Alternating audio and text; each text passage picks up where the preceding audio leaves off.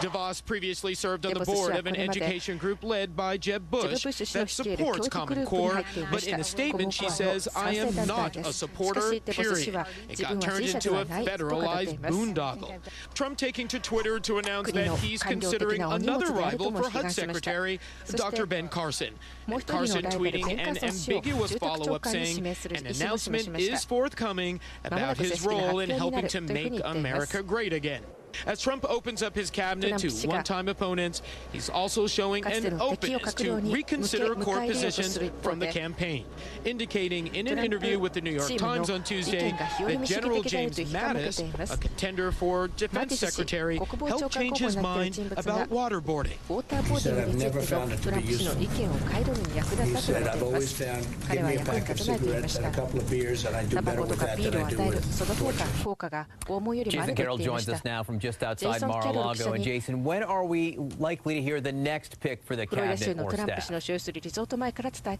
Well, it won't be tonight. Not anything expected tonight, and most likely not tomorrow either. The transition team has made it very clear, John, that tomorrow is going to be basically a down day for the president-elect and his family. So perhaps on Friday, maybe we'll hear something about Ben Carson. You saw there in the piece that he feels as though something is forthcoming in terms of an announcement. For all those waiting, though, for an announcement about Secretary of State Mitt Romney, again, the front runner when it comes to that, not expecting to hear anything until after the Thanksgiving holiday.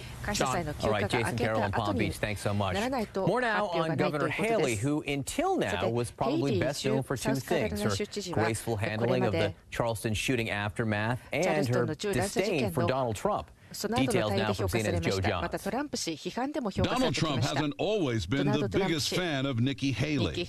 I won South Carolina big, and Nikki Haley was against me. It turned out to be an asset because she's very weak on borders, okay? And vice versa. When a bully hits you, you hit that bully right back. But the president-elect is turning to the South Carolina governor to be the U.S. ambassador to the United Nations, praising Haley as a proven deal-maker and saying she will be a great leader representing us on the world stage. The choice of Haley, the daughter of Indian immigrants, would also add diversity to a Trump cabinet.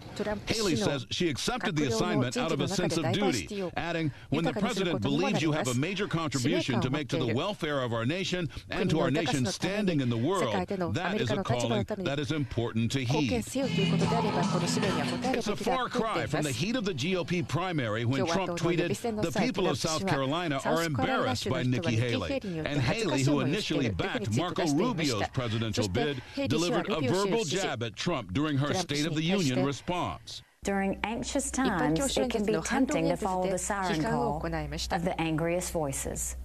We must resist that temptation. On policy, Haley criticized Trump's proposal to temporarily ban all Muslims from entering the U.S. as un-American and unconstitutional, and she dismissed his claims that the election was rigged as irresponsible. Despite her reservations, Haley still cast her ballot for Trump. The best person based on the policies and dealing with things like Obamacare still is Donald Trump. That doesn't mean it's an easy vote. And following Trump's victory earlier this month, she sounded an optimistic note. Get excited because I am just giddy. The idea that we can now start to really govern. I've never known what it's like to have a Republican president. Haley is passing on an opportunity to work with the Trump administration to be part of one. It's the latest step in Haley's rise to national prominence after she gained widespread praise for her handling of the aftermath of the Charleston church shooting that left 9 people dead in 2015. That included her call for the removal of the Confederate flag from the grounds of the State House. That flag, while an integral part of our past, does not represent the future of our great state. And while Haley has spent 6 years as governor of the Palmetto State, she lacks extensive foreign policy experience, though the Trump transition team notes that Haley has worked on overseas trade and business recruitment missions during her time as governor. If Haley is confirmed by the Senate, she would be succeeded as governor by South Carolina Lieutenant Governor Henry McMaster, who was the highest-ranking official in the state to endorse Trump before the February primary. John? All right, Joe Johns, thanks so much. And again, we're waiting to see who her State Department boss will be. Perhaps Mitt Romney, perhaps Rudy Giuliani, perhaps, but who knows? Trump himself gave no hint of it in his Thanksgiving message, which hit social media late today. This historic political campaign is now over, but now begins a great national campaign to rebuild our country and to restore the full promise of America for all of our people. I'm asking you to join me in this effort. It's time to restore the bonds of trust between citizens, because when America is unified, there is nothing beyond our reach, and I mean absolutely nothing. I want to bring in our panel now. MoveOn.org national spokesperson Karine Jean-Pierre, former South Carolina Republican Party Chair Keaton Dawson, the Washington Post Philip Bump, Aussie Editor-in-Chief Carlos Watson, also Trump supporters Alice Stewart and Jeffrey Lord. Keaton Dawson, you have palmetto privilege since one of your own was just picked to be the cabinet. Governor Nikki Haley, why is she the right choice in your mind for UN ambassador? I think she's been underestimated her entire life, including from when she originally ran for the State House against a 30-year incumbent, ran for governor, started at 7%, nobody thought she could win, has done a tremendous job in South Carolina. Unemployment rate now is 4.7% in South Carolina. That's 2% lower than the national average. So Nikki will get up to speed pretty quick. She's very smart. She's a super politician. She against all odds, became the governor and then a 15-point win in her re-elect. So I think he's made a really good choice. Politicians sort of have a way of healing pretty quick, and that was healed pretty quick with picking her for the UN. Jeffrey Lord, I know you don't believe in identity politics, but there are a lot of folks for whom people like me were asking, look, the first 5 appointees to the Trump cabinet and staff were white men. When will there be diversity? Now there is. You have Nikki Haley, Betsy DeVos, and perhaps Ben Carson today. How important do you think that is?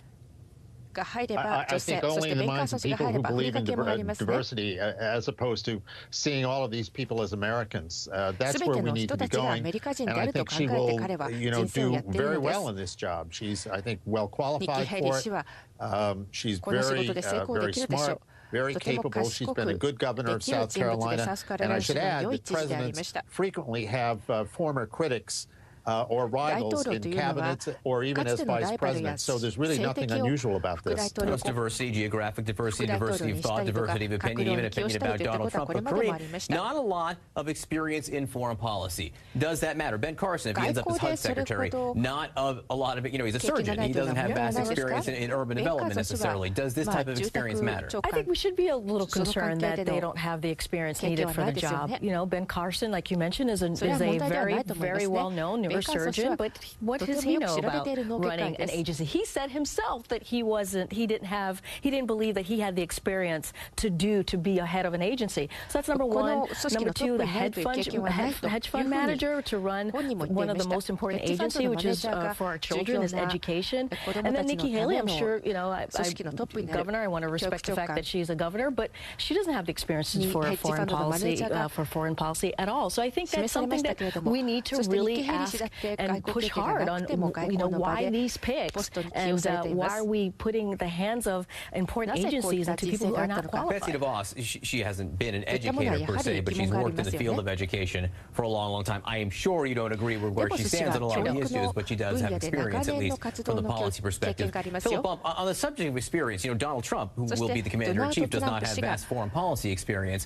Your paper reporting tonight in an article that just came out that he's only accepted the daily intelligence briefings that he is now privileged to twice. That he's basically said no thanks to other days. Mike Pence has done it apparently every day. Other presidents at this time were doing it just about every day. What do you think's going on here? I mean, it's hard to say. I mean, this is, there have certainly been times in the past in which presidents-elect have foregone these briefings. For example, Richard Nixon was not a big fan, apparently, but, Richard Nixon also had served as vice president and had been involved in government for an extended period of time. Donald Trump hasn't. Donald Trump needs very much to get up to speed. There's a lot going on. I mean, he even said when he sat down with President Obama that President Obama had raised issues with him that he hadn't really considered. And I think that it is a strange decision to make at this point, not to carve out time to actually figure out what the United States government as it exists now, especially as it's being transitioned to you, what the government thinks now are the important things to be aware of, to not make time for that. I think it's baffling. Alice Stewart, Trump supporter, wouldn't it be a good idea to perhaps, take advantage of these briefings if they're available? Clearly, I think making sure that Mike Pence is in on these briefings and getting him up to speed on that is important. I'm sure they communicate and talk about what is learned in these briefings. And right now, clearly, based on what we're seeing